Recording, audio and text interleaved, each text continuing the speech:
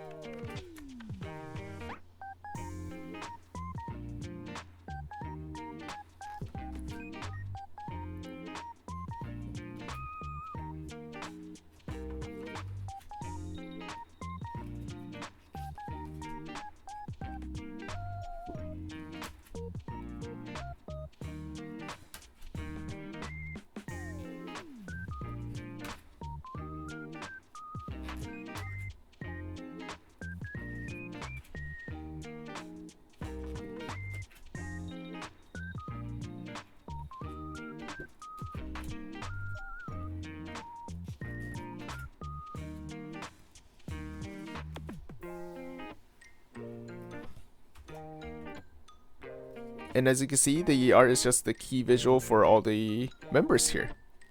I should also mention that the card here is not normal paper. It's one of those like sturdy ones. It's very bendy. And yeah, it's glossy as well, so it's very smooth. You're not gonna do damage to it unless you actually like fold it. So yeah, that's a good thing. So one more thing I want to mention with these cards is like you could actually like place them together and then they'll form like a diamond shape. Obviously I can't put all 24 in the same camera shot, but just to give you an idea, I just put a couple here together. If you put them in the right order, all the lines will connect together. So the end result will be this diamond here, and you got the main, I guess like key visual for all the members together in the middle here. And then starting from like the earliest talents all the way up to the latest talent. So other than that, the CD itself, there isn't really like a lot to it. So you got this little CD casing here that they just have the CD on. There's nothing about this. You got a little VSPO logo in the back here.